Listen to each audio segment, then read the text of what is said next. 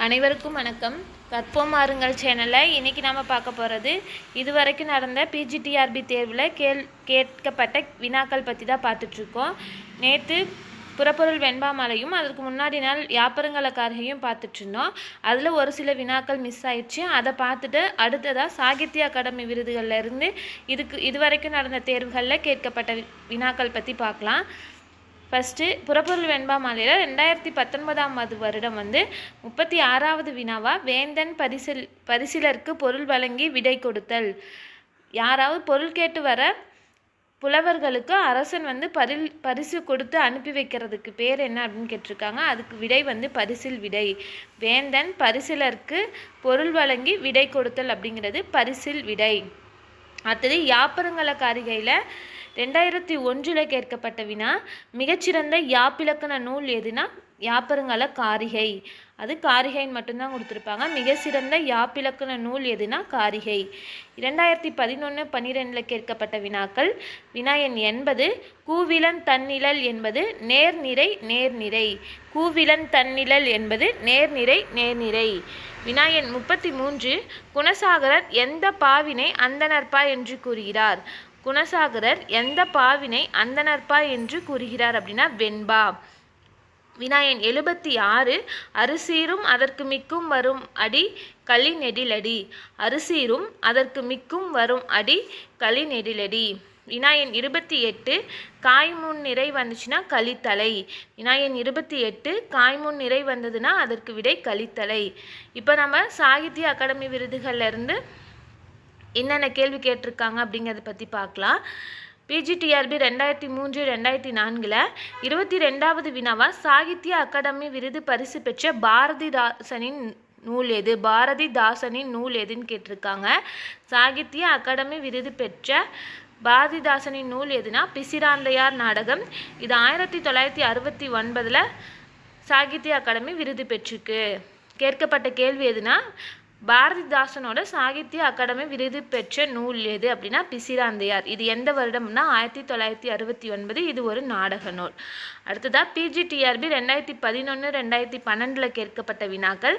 வினா எண் 61 மூவாவின் நாவல்களுள் சாகித்ய அகாடமி விருது பெற்றது எது அப்படின்னா அகல்விளக்கு அப்படிங்கிற நாவல் தான் சாகித்ய அகாடமி விருது பெற்றிருக்கு. மூவாவோட அகல்விளக்கு அப்படிங்கிற நாவல் 1961ஆம் ஆண்டிற்கான சாகித்ய அகாடமி விருது பெற்றிருக்கு. வினா எண் 64 அகிலனின் வேங்கையின் மைந்தன் நாவல் எந்த விருதினை பெற்றுள்ளது அப்படின்னு கேட்டிருக்காங்க. சாகித்ய அகாடமி விருது பெற்றுள்ளது. அகிலனோட வேங்கையின் மைந்தன் அப்படிங்கிற நாவல் என்ன விருது பெற்றுச்சு அப்படின்னு பார்த்தோன்னா சாகித்ய அகாடமி விருது. வருடம் 1963. அடுத்தது பிஜிடிஆர்பி 2012-2013 கேட்கப்பட்ட வினா 82வது வினா வாசே குழந்தைசாமியின் சாகித்ய அகாடமி விருது பெற்ற திறனாய்வு நூல் எதுனா வாழும் வல்லவம். வாழும் வள்ளுவம். வாழும் வள்ளுவம் அப்படிங்கிற திறனாய்வு நூல் வாசே குழந்தைசாமி எழுதியிருக்காரு. இதற்கு சாகித்ய அகாடமி விருது 1988 கிடைச்சிருக்கு.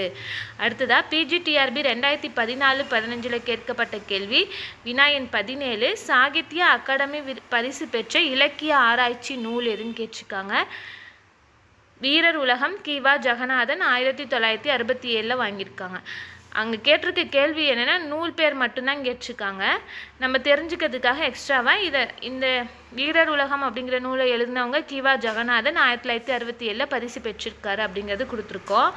அடுத்தது பிஜிடிஆர்பி 2019 மொழிபெயர்ப்புக்காக சாகித்ய அகாடமி விருது பெற்றவர்களுள் ஒருவர் அப்படின்னு கொடுத்துருக்காங்க. இந்த கேள்வியில் மொத்தம் 4 ஆப்ஷன் கொடுத்துருப்பாங்க. அதில் பாவண்ணன், கந்தசாமி, சா கந்தசாமி, இன்னும் 2 ஆசிரியர்கள் பேர் கொடுத்துருப்பாங்க. சா கந்தசாமியும் இங்கே சாகித்ய அகாடமி விருது பெற்றிருப்பார். ஆனால் அவங்க கேட்டிருக்க கேள்வி என்னன்னு பார்த்தோன்னா மொழிபெயர்ப்புக்காக அப்படின்னு சொல்லி தான் கேட்டிருக்காங்க.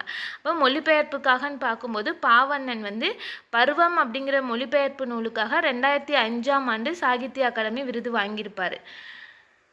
சா கந்தசாமி விசாரணை கமிஷன் அப்படிங்கிற நூலுக்காக தான் வாங்கியிருப்பாரு. அது மொழிபெயர்ப்பு நூல் கிடையாது. பாவணனோட பருவம் அப்படிங்கிற நூல் தான் மொழிபெயர்ப்பு நூல். இது 2005ஆம் ஆண்டுக்கான சாகித்ய அகாடமி விருது வாங்கியிருக்கு.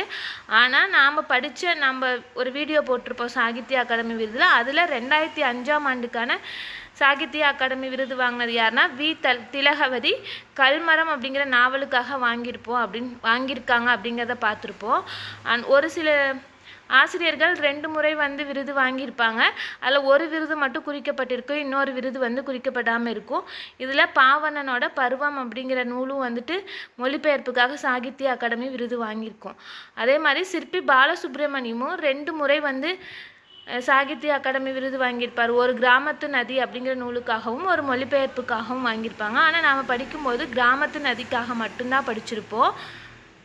அந்த மாதிரி தான் பாவணனும் பருவம் அப்படிங்கிற மொழிபெயர்ப்புக்காக 2005ஆம் ஆண்டு சாகித்ய அகாடமி விருது வாங்கியிருக்காரு.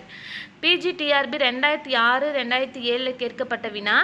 69வது வினா. கல்கியின் அலையோசை சாகித்ய அகாடமி விருது பெற்ற ஆண்டு 1956. கல்கியின் அலையோசை சாகித்ய அகாடமி விருது பெற்ற ஆண்டு 1956. வினா எண் 70.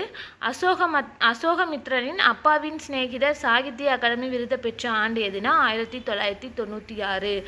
அசோகமித்ரனின் அப்பாவின் சிநேகிதர் சாகித்ய அகாடமி விருது பெற்ற ஆண்டு 1996. இன்றைக்கி நம்ம சாகித்ய அகாடமி விருது பெற்ற நூல்களில் இதுவரைக்கும் நடந்த தேர்வுகளில் கேட்கப்பட்ட வினாக்கள் பற்றி பார்த்தோம். அடுத்த வீடியோவில் சங்க இலக்கியங்களில் 8 தொகை நூல்களில் இதுவரைக்கும் என்னென்ன கேள்வி கேட்டிருக்காங்க அப்படிங்கிறத பற்றி பார்க்கலாம். நம்ம சாகித்ய அகாடமி விருதுகள் பற்றி ஒரு வீடியோ போட்டிருக்கோம். அதை பார்த்து கண்டிப்பாக பயன்பெறுங்க. நன்றி, வணக்கம்.